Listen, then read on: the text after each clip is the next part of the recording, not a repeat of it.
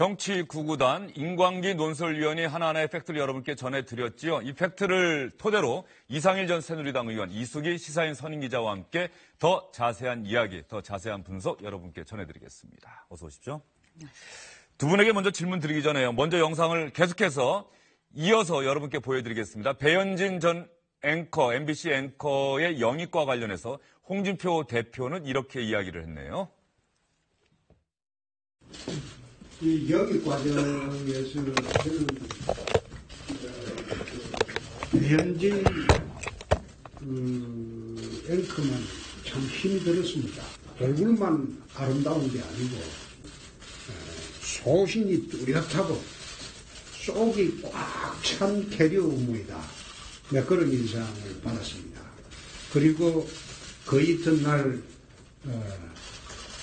MBC 사표를 제출하는 것 보고 우리 당에 모시고 와서 정말 앞으로 당과 나라를 위해서 큰 일을 할 수 있겠다, 그런 생각을 했습니다. 자유한국당의 모처럼 웃음꽃이 폈다고 합니다. 네, 오늘 장제원 수석 대변인도 그런 이야기했고 또 한 의원은 신의 한 수다에서 굉장히 아마 밝은 표정인 것 같고요. 그러나 그 6월 선거에서 어떤 결과가 나올지는 현재로서 미지수 같고, 지금 자유한국당 내부에서 그동안 영입 노력을 했었는데 성과가 전혀 없었거든요. 그러니까 홍준표 대표가 나름대로 노력을 했지만 서울시장 후보로 거론되던 분들 전부 사양을 했고, 부산시장 후보도 마찬가지였고요. 그런 가운데 충청북도에서는 도지사 예비 후보로 준비 중이던 젊은 신용환 씨라고, 그분이 또 바른미래당으로 갔고, 자유한국당의 청년위원장을 했었죠? 네, 그렇습니다. 침체된 분위기에서 세 분이 오늘 입당을 했는데 당으로서는 기대를 걸 수 있겠다 이런 생각이고, 또 배현진 전 앵커 같은 경우는 상당히 알려진 분이니까 상당히 기대할 것 같은데, 선거에 만약에 출마한다면 어떤 결과가 나올지는 또 선거의 그 당시 분위기를 봐야 되고요. 지금 홍준표 대표가 방송 탈취 문제를 쟁점화하겠다는 거 아니겠습니까? 홍준표 대표의 주장이죠. 본인도 또 그런 말을 했는데, 그거와 관련해서 국민의 심판을 받겠다 이랬는데요. 저는 좀 위험하다고 봅니다. 왜냐하면 지금 정부가 MBC, KBS에 대해서 이 방식에 대해서는 굉장히 문제가 있다고 생각을 합니다. 그러니까 외곽을 두들려서 감사원 감사 과정이나 아니면 또 친여단체의 고발이나 이런 걸 통해 가지고 양대 언론사 사장들을 물러나게 하고 지금 친여 성향의 사장들을 임명을 했는데, 이 과정이 저는 민주적이지는 않다고 생각을 해요. 그래서 방송 장악 의도가 있다고 볼 수 있습니다. 그런데 홍준표 대표가 방송 탈취를 쟁점으로 해서 선거를 치렀다. 선거에서 졌을 때는 홍준표 대표 명분이 없어지는 거예요. 예, 알겠습니다. 네. 이상희 의원이 일단 그 첫 번째 말씀은 그 정도까지 듣고요. 배현진 전 앵커에 대해서 이상일 의원도 가장 주목해서 이야기를 했어요. 사실 많은 언론계에서 종사하고 있는 기자들이나 방송계 인사들이 많이 놀랐을 법한 뉴스인데, 이수기 기자는 어떻게 보셨습니까? 아무래도 자유한국당에서야 지금 사람이 없었는데 사람이 들어왔기 때문에 식구가 늘어났으니까 좋다고 지금 얘기하는 것 같은데, 그런데 이제 배현진 전 앵커에 대해서는 그러니까 인지도도 높고 그래서 아마 선거에도 도움이 되지 않을까 이런 생각을 하는 것 같은데요.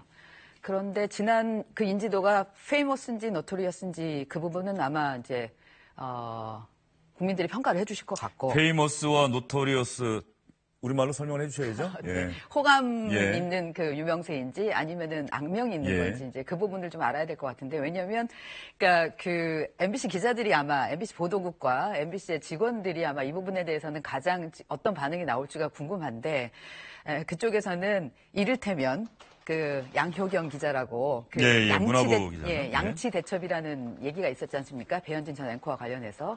그래서 이제 예전에 파업과 관련해서 그 본인이 선배지만 양효경 기자가 화장실에서 물을 틀어놓고 있길래 배현진 앵커가 그러길래 좀 물을 아끼는 게 어떻겠는가 얘기를 했더니 거기에 대해서 문제 제기를 했고, 그 다음번에 보니까 본인이 오히려 윗사람한테 어떻게 얘기를 했는지 다른 데로 그 이상한 대로 발령을 받았다. 그런 얘기를 이제 파업 과정과 관련된 얘기를 했었는데 그것 때문에 더 오히려 유명해졌었지요. 그래서 양효경 기자가 아마 이 칫솔을 물고 송파을을 다닐지도 모른다. 이제 이런 우스갯소리가 나올 정도로 그러니까 이 진 얘기가 많기 때문에 이 부분이 진짜 그 배현진 앵커의 입당과 이 선거에 출마했을 경우에 파장 그리고 국민의 선택에 어떻게 작용할지 부분은 좀 지켜봐야 될 것 같아요. 배경 기자가 현직 기자인데 또 그렇게까지 하겠습니까만 이제 우스갯소리로 그런 얘기까지 나온다 이거죠. 예. 자, 그러면 배현진 전 뉴스데스크 앵커, MBC 앵커가 오늘 입당식 하고 기자들의 질문을 받았는데 재미있는 장면이 있었습니다. MBC 기자가 질문을 했는데 MBC 기자의 질문은 받지 않고 퇴장을 했다고 합니다. 아무것도 결정된 것은 없고요. 저는 자유한국당을 통해서 말씀드렸다시피 제가 방송을 하면서 느꼈던 것들, 그다음에 이 나라에서 지켜야 하는 기본적인 가치들, 그것을 바로 세워야 하는 데 제가 헌신하겠다고 생각을 했습니다. 그래서 지금은 아무것도 결정된 것이 없지만 당에서 제게 어떤 직무를 맡겨주시든 저는 최선을 다해서 열심히 할 것입니다. 질문 있습니다. 네, 잠깐만. 하나만 더. 네. 자유한국당 출입하고 있는 MBC 출입 기자 박종훈입니다. 그는 그 반대 당사자니까. 자, 됐어요, 그럼. 뭐 하시는 겁니까? 기자가 질문한다는데 뭐 한다는 겁니까? 자, 한 분에, 한 분당 하나씩 질문하겠습니다. 자, 여기. UCC에서 질문을 했습니다. 한 분한테. 자, 그렇습니다. 오늘 한영식 입당식 자유한국당 입장에서는 상당히 심혈을 기울여서 준비한 아주 좋은 이벤트인데 저 모습은 오히려 기자들이 저 모습을 기사를 더 많이 쓰지 않겠어요? 그렇죠. 만약에 정말 자신 있다라고 생각하고 이 부분을 언론 탄압에 대해서 문제 제기하는 그런 입당으로 생각한다면 모든 질문에 대해서 받고 거기에 대한 소신을 얘기하면 되지 않았겠어요? 저 질문 자체를 막는 게 그게 언론 자유하고 전혀 정반대되는 상황이라서 참 납득하기가 쉽지 않은 상황입니다. 홍준표 대표가 먼저 일종의 바람을 잡듯이 됐어 거기는 반대 당사자니까 됐어 일어나 하고 손짓하고 나가니까 따라서 나가는데 말이죠. 저는 저 언론 간에 정말 문제가 있다고 생각합니다. 지금 MBN에 대해서도 지금까지 출입 금지 조치하고 취재 거부하고 있는 것도 그렇고 오늘 저 모습 그러니까 이미 우리 이 기자님 말씀하신 대로 언론 자유에 대한 인식이 제대로 있는지를 모르겠어요. 그리고 장제원 수석 대변인이 사회를 보고 있는데 홍준표 대표가 나가자고 해서 다 일어나는 저렇게 하면 안 되죠. 그러니까 그리고 당사자들 언론인 출신들이 영입이 됐는데 그분들도 우리는 남아서 우리의 입장 질문 받고 우리 입장을 이야기하겠다고 하는 게 당당하고 정도인데 당대표가 저렇게 한다고 해서 저는 사당의 모습이에요. 그런데 지금 자유한국당의 홍준표 대표를 비롯한 간부진들의 저 언론 자유에 대한 저런 인식, 언론의 기본 기능에 대한 인식 정말 심각하게 한번 성찰을 해야 되겠다 이런 생각입니다. 이상일 의원이 이왕 말씀하셨으니까 제가 이 질문 드려볼게요. 홍준표 대표가 MBN 취재 거부하고 출입 정지 시킨 것도 있습니다만 이제 자주 쓰는 표현이 이거예요. 질문다운 질문을 해라. 질문 같지 않은 질문하면 난 답변하지 않겠다. 그리고 그런 얘기할 거면 약속된 어제도 그 청와대 오찬회동에서 말이죠. 그 청와대 오찬회동에서 그 정의당 이정미 대표가 개헌 얘기를 했더니 홍준표 대표가 약속된 얘기 안 하면 난 밥 안 먹고 나갈랍니다. 갈랍니다라고 이야기를 해요. 홍준표 대표가 이런 모습을 좀 자주 보이고 이런 발언을 자주 하거든요. 네, 경직된 모습을 보이는 거죠. 그러니까 결국은 본인이 원하는 거 아니면 안 하겠다라는 쪽인데, 그러니까 근데 정치를 하고 국민의 궁금증이 있으면은 그 부분에 대해서는 당연히 언론을 통해서건 아니면 정치인들을 통해서건 그걸 받고 본인의 의견을 얘기해야 되는데 저런 식으로 갈래치기를 하는 거는 바람직한 모습은 아닌 거죠. 홍준표 대표와 저도 이 자리에서 인터뷰를 했었는데 한 50분 넘게 인터뷰를 했어요. 제1야당 대표니까. 그런데 봤습니다. 그때도 그런 질문할 거면 난 가겠습니다라고 이야기를 하는데 홍준표 대표 잘 아시잖아요. 네, 저도 오랫동안 또 이수 기자도 취재를 했는데 예전보다 훨씬 아까 말씀드린 것처럼 경직된 게 아닌가. 예전엔 상당히 자유롭게 기자들과 격의 없이 대화하던 스타일이었는데. 사실은 검사 시절에는 또 어떤 면에서는 기자들을 많이 활용해가지고 본인의 수사 활동이나 이름을 알리는 노력도 많이 했었고요. 기자들이 홍준표 검사의 정의를 위한 진실을 밝히기 위한 노력에 기자들이 동참을 했다 또 이런 표현도 있었어요. 네, 그때는. 그렇습니다. 그런데 이 대선 과정을 거치면서 본인으로서는 좀 억울한 점도 있을 거고 뭐 기자들한테 감정이 쌓인 점도 있을 수는 있습니다. 그런데 기자들의 언론의 기본적인 기능은 비판 정신과 사실을 확인을 해서 그 사실 근거로 여러 가지 해설을 하면서 비판적인 의견을 제시하는 건데 그거에 대해서 수용할 태세가 안 돼 있다라는 것. 특히 당대표를 하면서 게다가 당을 바꾸겠다, 신보수주의를 하겠다고 하시는 분이 아니 구보수주의의 구태보다 더한 모습을 보이고 있는 저런 모습은 정말 성찰을 해야 되겠다. 그러니까 홍준표 대표가 오히려 여당을 도와주고 있다. 이런 이야기를 야당에서 많이 하거든요. 그리고 여당 내에서는 홍준표 대표는 굉장히 고마운 분이다. 엑스맨이다. 이런 이야기까지 나오는 이 상황에 대해서 홍준표 대표가 반성을 해야 되겠다. 이 생각이고 오늘 당으로서는 나름대로 잔칫날일 수 있는데 심혈을 기울여서 홍준표 대표가 직접 배현진 전 앵커 만나서 영입도 하고 했는데 그걸 뭐 국민들 앞에 잘 선보이는 자리에 기자의 질문 가지고 게다가 MBC 기자가 어떤 이번에 영입된 분한테 질문을 할지 정하지도 않은 상황에서 파토를 낸 상황인데 예. 그거는 정말 잘못된 행동이다. 예. 김환영 전 사장에 대해서도 지금 언론 탄압의 상징인 것처럼 KBS 얘기하잖아요. 노조에서는 그렇게 규정을 한 상태죠. 예. 그러니까 KBS 노조에서는 이제 본인들을 탄압했다고 하는 건데 지금 홍준표 대표는 이제 본인이 김환영 사장이 탄압받은 공영방송으로서 사람이다. 탄압받는 예. 사람이다. 그래서 그 부분을 드러내기 위해서 지금 영입을 했다라고 얘기를 하는 건데, 근데 사실 사실관계를 좀 볼 필요가 있어요. 워낙 배현진 전 앵커한테 가려서 그러는데 이분은 박근혜 정부에서 2012년부터 2014년까지 사장을 했고요. 그리고 세월호 보도에 대해서 통제를 하고 그 정부의 입장을 그대로 받아들였다는 게 내부에 당시에 김시곤 보도국장이 문제를 제기하면서 이게 논란이 됐고 이사회에서 이제 파면이 된 거거든요. 예. 투표를 거쳐서. 그러니까 본인이 이 부분에 대해서 정당하지 않다고 해서 해임 무효 소송까지 했는데 그게 대법원에서 결국 이 해임은 정당하다는 판결이 나왔어요. 그렇다면 이 과정 자체는 정권도 이 정권에서 그랬던 게 아니고 그리고 법률적으로도 다 나온 건데 그걸 가지고 언론 탄압의 상징이라고 얘기를 하는 거는 팩트도 좀 틀리다. 그런 부분들에 대해서는 좀 공유가 될 필요가 있다라는 생각이 듭니다. 예, 이수기 기자는 KBS 내부적으로 있었던 이런 부분들을 근거로 말씀해 주셨고 조금 전에 이상일 의원께서는 KBS 사장 자리에서 물러나는 그 방식 이런 일련의 과정들이 예전에 있었던 모습을 좀 연상케 하는 조금은 좀 부적절한 방식이 아니었느냐 이런 또 견해도 밝혀주셨던 것 같아요. 어쨌든 자유한국당 입장에서는 김환영 전 KBS 사장과 배현진 전 MBC 앵커 영입을 계기로 해서 이번 지방선거와 함께 치러지는 국회의원 재보궐선거 때, 즉 지방선거 때 언론 탄압, 방송 장악 이런 것들을 선거의 핵심적인 아젠다, 구호로 내세울 의도를 일단 보였습니다. 과연 유권자들이 어떤 판단을 내리게 될지, 앞으로 공천 과정은 어떻게 될지 저희가 계속해서 관심 있게 지켜보도록 하겠습니다.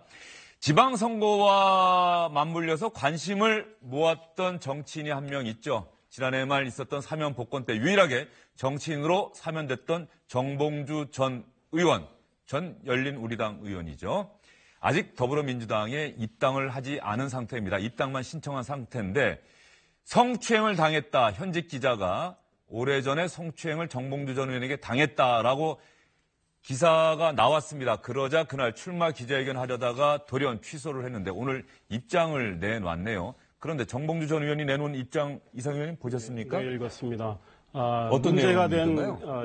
2011년 11월 23일 문제가 된 그날의 본인의 행적을 자세히 설명을 하면서 2011년 12월 23일. 12월 23일. 예. 네, 그렇습니다. 뭐 그러니까 출마 안 하겠습니다 이런 게 아니고 해명하는 겁니까? 일단 오늘은 해명하는 거고요. 출마 여부에 대해서는 이야기를 안 했습니다. 그리고 문제의 그 기자 A 씨에 대해서 어떤 조치를 취할 건지도 이야기를 안 했고 본인은 그 A 씨가 주장한 그날 그 호텔에 간 적이 없고 A 씨를 만난 사실이 없다. 그날 자기는 매우 바빴다. 이런 이야기입니다.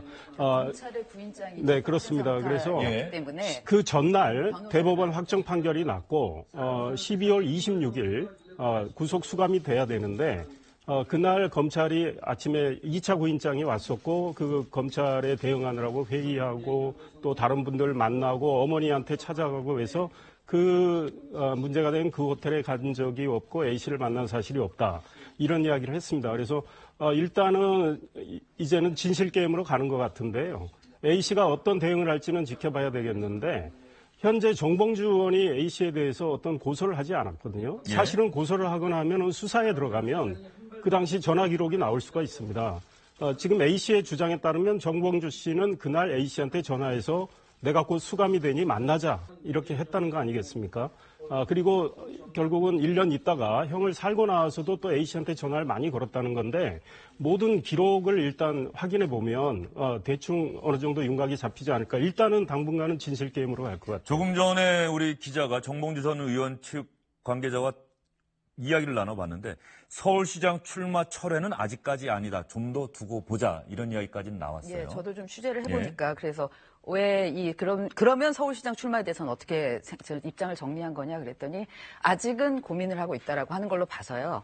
그러니까는 아까 이 전 의원님 말씀하신 대로 일단 이 상황에 대해서 그 다음에 그 상대자가 어떻게 하는지를 좀 보려고 하는 것 같고요. 그리고 그러니까 이 부분에 대한 여론이 또 어떻게 형성되는지를 보려고 하는 것 같고 특히 무엇보다도 지금 민주당에서 지금 복당 심사를 하고 있는데 15일에 지금 복당 심사를 하게 돼 있거든요. 그래서 이 복당 여부를 아마 보려고 하겠죠. 아마 무소속으로 출마를 해서 본인이 뭐 배그종군 하겠다 그런 정도의 입장까지는 아닌 것 같아요. 주변에서는 듣기로는 정리하는 게 좋지 않느냐라는 의견이 좀 더 많은 걸로 아는데 본인으로서는 지금 요 입장문에 보면 이렇게 입장이 늦게 나온 게 굉장히 충격을 받아서 좀 이걸 정리하느라 심기를 좀 수습하느라고 좀 늦었다라고 얘기를 하고 있는데 본인 입장에서는 이거를 돌파함으로써 파고를 타고 넘을 건지 아니면 정리를 할 건지 그 부분에 대해서 고민이 좀 더 있는 것 같습니다. 민주당 입장에서도 정봉주 전 의원이 입당 신청했는데 뭐 복당 신청이라고 할 수도 있고 입당 신청을 했는데 이런 상태라고 한다면은 그 시점 15일인가요? 그때 결정이 되지 않으면 사실상 정봉주 전 의원의 서울시장 출마는 어렵다. 그런데 지금 현재 상황으로는 입당 신청을 받아들일 수 있는 상황이 아니다. 이런 얘기가 나오는 것 같은데. 분위기로는 받아들일 수가 없을 것 같습니다. 지난번에 안희정 전 지사 때도 그날 바로 했었는데 그러니까 그걸 취재를 하면서 왜 그때 바로 그렇게 했느냐. 사실은 이게 그러니까 그 뒤에 잠깐 얘기가 나왔지만 뭔가 이렇게 음해성이 있을 수도 있고 본인의 해명도 들어봐야 되는 거 아니냐라고 했는데 그러나 민주당은 내부적으로 이 미투 운동에 관한 하는 피해자의 의견을 가장 많이 받아들이고 그걸 우선시하기로 하는 원칙이 돼 있었고 워낙 자세했기 때문에 더 이상 다른 부분 생각 안 하고 바로 제명하고 그런 쪽으로 결정을 했는데 그렇다면 그 기준으로 따르면 정봉주 전 의원에 대한 것도 굳이 그 부담을 그러니까 밝혀지지 않은 상황에서 그 부담을 안으면서 복당을 받아들일 그런 상황은 아니라는 생각이 들어서요. 쉽지는 않아 보입니다. 서울시장 선거와 관련해서 추미애 민주당 대표의 페이스북을 제가 어젠가 봤더니 전현희 의원 서울 강남 지역의 민주당의 유일한 의원이죠. 서울시장 민주당 경선 출마를 철회하겠다. 그래서 전현희 의원의 결단에 대단히 감사한다, 높게 평가한다 이런 글을 본 기억이 있습니다. 그럼에도 불구하고 민주당의 서울시장 경선은 박원순 현 서울시장에 맞선 민주당 의원들의 도전이 있는 상태인데 자유한국당, 바른미래당 서울시장 후보로 어떤 사람들 거론되고 있어요? 자유한국당은 굉장히 고민이 큰 것 같습니다. 사람이 홍준표 아직까지? 대표인데 아직까지 하겠다는 분이 아무도 안 나오고 있으니까요. 그래서 홍준표 대표가 영입하려고 했던 분 홍정욱 코리아헤럴드 회장 안 하겠다고 입장을 냈고 지금 아직 입당하지 않았습니다. 바른정당에 있다가 탈당만 한 오세훈 전 시장. 홍준표 대표가 그다지 좋아하지는 않는데 그래도 지금 후보군에 올려놓고 있는데 아무 반응을 보이지 않고 있습니다. 별로 사이가 안 좋습니까? 뭐 그런 걸 알고 있습니다. 그다음에 현역으로 있는 분들이 있잖아요. 뭐 나경원 의원, 김용태 의원. 근데 이분들도 의원직을 던지고 나갈 생각은 없어 보여요. 그래서 자유한국당은 현재는 어떤 사람이 나오질 않고 있는데 김병준 국민대학교 교수, 박근혜 정부 때 박근혜 전 대통령이 당시 마지막 총리 후보자로 지명을 했다가 책임 총리로 했었는데 결과적으로 지금 정년이 1년 남았는데 학교에 사표를 낸 거로 알고 있습니다. 그래서 이분이 생각이 있지 않나 이런 생각이 들고요. 바른미래당은 지금 안철수 전 대표에게 서울시장 나오라는 압박이 상당히 있고 본인도 제가 보기엔 결심을 할 것 같아요. 그래서 서울시장에 도전하겠다는 입장을 낼 것 같은데 그렇게 되면 자유한국당의 고민은 더 커지는 거죠. 제일 큰 도시에 서울시장 선거가 있는데 지금 자유한국당 후보를 못 내는 상황이 있을 수 있고 후보를 내더라도 2등할 자신도 없을 수도 있단 말이죠. 그렇게 되면 막판에 선거 연대 흐름으로 갈 수도 있겠습니다. 경기도하고 또 인천은 바른미래당의 또 인물이 약간 없는 상황이어서 그래서 앞으로 이 두 야당의 선거 연대 문제가 상당히 관심이 될 것 같습니다. 유승민 대표는 이번 지방선거에는 안 나가는 겁니까? 저는 바른미래당이 정말로 활로를 하려 한다면 유승민 대표도 도전장을 내야 된다고 생각합니다. 대구시장 예. 또는 뭐 수도권에 서울시장 유승민 또 뭐 경기지사 안철수 뭐 이런 조합도 가능한데요. 앞으로 지방선거 후에 야권의 재편이 가장 큰 정치권의 관심사가 될 수 있습니다. 그때 주도권을 행사할 수 있으려면 정말 바른미래당에서 가장 무게가 있는 두 분이 이번 지방선거에 도전을 해서 선거 결과가 어떻게 나오든 굉장히 의미 있는 득표를 할 겁니다. 또 승리할 수도 있고요. 그렇게 되면 이 다음에 자유한국당이 굉장히 휘청거릴 수가 있고 야권 재편의 중심축이 될 수 있거든요. 그래서 유승민 대표도 결심하는 게 저는 당을 위해서 좋겠다 이런 생각입니다. 개인적인 생각입니다. 유승민 대표는 아직까지는 의사는 밝히지 않고 있죠. 유승민 대표는 나갈 생각은 전혀 없는 왜 것 같습니다. 그럴까요? 유승민 대표는 왜 지방선거에 도전해도 이번에 손해보지는 않을 것이라는 평가가 이렇게 많이 있는데 왜 본인이 적극적인 의지를 보이지 않을까요? 일단은 바른미래당 입장에서는 의석 하나를 일단은 내놔야 되는 의석이 아쉬운 상황이고요. 상황이다. 예, 그런 거고. 그다음에 대구시장을 하고 다음 대선을 도전하는 게 도움이 될지 아니면 당을 이끌고 가면서 다음 대선을 보는 게 나을지에 대한 본인의 생각이 다를 수가 있죠. 예, 그런 측면에서 바른미래당 유승민 공동대표의 선택도 관심을 갖고 지켜봐야 될 것 같고요. 조금 전에 정봉주 전 의원 이야기하다 보니 지금 민주당의 충남 지역 의원들이 조금 전에 왔더니 입장문을 내놨습니다. 안희정 전 지사에 대해서 이 성폭행 의혹과 관련해서 다 같이 사과의 뜻을 밝히고 안희정 전 지사는 사죄하고 조사를 받아야 한다. 이렇게 이야기를 했습니다. 또 박수현 전 청와대 대변인 충남지사 경선 선거를 준비하고 있다가 안희정 전 지사의 성폭행 의혹이 불거지자 모든 선거운동을 중단하겠다 이렇게 밝혔는데 박수현 전 청와대 대변인의 내연녀 의혹 이런 기사들도 나왔는데 박수현 전 대변인은 부인했단 말이에요. 그런데 오늘 또다시 박수현 전 대변인이 솔직해야 한다라고 하는 또 기자회견도 또 충남 지역에서 있었던 것 같고 말이죠. 그리고 전 부인이 같이 나와서 그 기자회견장에 말이죠. 나와서. 그래서 지금 민주당 내부는 사실 좀 상당히 복잡할 것 같고 어떤 겁니까? 어떤 단어로 규정할 수 있을까요? 민주당 내부 분위기는? 일단은 충남도당 쪽은 완전히 패닉 상태인 것 같고요. 패닉, 공황 상태. 왜냐하면 워낙 선거 자체가 어쨌든 안희정 그 후광을 입고 하려고 했던 부분들이 많았고 지지율도 높았었으니까요. 근데 지금은 그 부분이 완전히 무너졌기 때문에 이제 충남도당은 좀 어려운 상황인데 중앙당은 약간은 그 부분에 있어서는 분리해서 보려고 하는 것 같습니다. 그러니까 일단 개인의 문제들이라고 이걸 보는 것 같고요. 그리고 지금 그 이후에도 대통령의 지지율이나 국정수행 지지율이나 당의 지지율 오늘 나온 거 보면은 여전히 50% 가까이 나오는 거를 보면서 그렇기 때문에 이 부분은 갈래치기를 해서 가겠다라는 생각이 있는 것 같고요.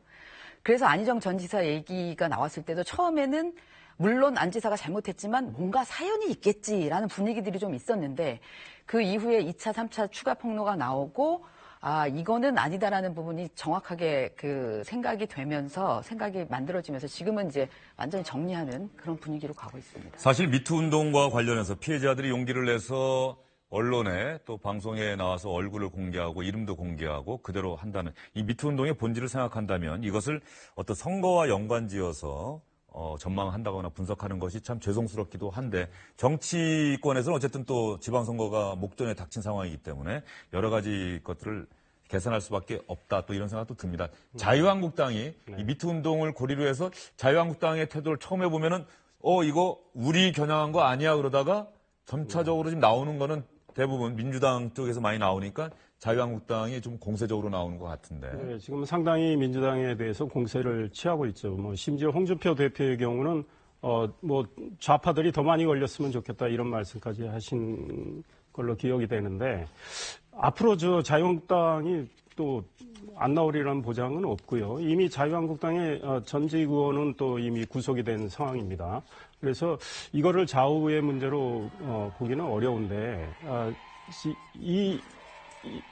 지금 자유한국당에서는 홍준표 대표 같은 경우 청와대에서 약간의 농담을 하지는 않았습니까? 그런데 그런 것들이 이 미투 운동의 본질을 과연 제대로 이해하고 있느냐. 지금 이 피해자들이 이렇게 나와서 이야기하는 거는 본인의 인격과 인생을 걸고 이야기하는데 이거를 농담의 대상으로 삼고 약간 선거로 활용하려는 이런 태도가 오히려 역효과를 낼 수도 있다. 이런 생각이고 이 문제에 대해서는 정말 진지하게 성찰을 해서 자기들도 반성할 게 있는지 없는지 그리고 우리 사회의 이 문화를 어떻게 지금 개선하고 고쳐나가야 할 건지 이거에 대해서 또 제도적으로 바꿔나갈 게 뭐가 있는지 이런 거를 제시를 해야 되겠다 이런 생각입니다. 어쨌든 뭐 진보 보수 문제 아닌 것 같고요. 정치적으로 그 유불리 따질 문제는 아닌 것 같은데 다만 말씀하신 대로 선거가 앞에 있기 때문에 이 부분이 어떤 식으로든 간에 후보들한테 작동할 수밖에 없죠. 그래서 보면은 슬그머니 후보가 출마하려다가 포기하는 사람들이 주변에도 생기더라고요. 그러니까 본인들이 이거라고 얘기는 안 하지만 아마 뭐 이런 부분들이 적잖이 영향을 미칠 거라고 주변에서는 보고 있는데 이걸 계기로 그동안에 뭐 음주니 뭐 병역 비리니 이런 부분들이 하나의 이제 기준선이 됐지 않습니까? 이 정치인들이 공인이 되기 위해서는 이제는 이 성폭력 문제 이 부분에 있어서도 하나의 기준이 돼서 이 정치권에서도 이 부분이 깨끗하게 되는 그런 계기가 되지 않을까라는 생각을 해봅니다. 이상일 의원님은 어떤 생각이십니까? 예, 뭐 비슷한 생각입니다. 정말 이거는 우리 사회 전체가 같이 성찰해야 할 문제라고 생각을 하고요. 특히 권력을 가진 분들, 힘을 가진 분들, 이분들이 스스로 돌아봐야 할 문제고. 돈 많이 있으신 네. 분들도 마찬가지겠죠. 네, 그렇습니다. 그래서 이번에 이 문제를 계기로 정말 한 단계 우리 사회가 발전해 나가려면 스스로 성찰하고 또 우리가 바꿔나갈 수 있는 어떤 제도 또 문화 이런 거를 만드는데 정말 정치권에서 더 먼저 선도적으로 노력을 해야 되겠다 이런 생각입니다. 안희정 전 충남지사를 도왔던 한 사람과 어제 전화통화를 해본 적이 있습니다. 안희정 전 지사는 누구보다도 민주주의와 인권을 가장 많이 이야기한 정치인입니다. 철학도 많이 이야기했었죠. 안희정 전 지사가 이야기하는 대한민국 그런 세상의 뜻을 같이 해서 청춘을 바쳐서 안희정 전 지사를 도와왔던 이 수많은 사람들은 과연 앞으로 어떻게 해야 할 것이냐. 그래서 안희정 전 지사를 나는 용서할 수 없다. 이런 얘기를 했던 기억이 납니다. 두 분 오늘 말씀 잘 들었습니다.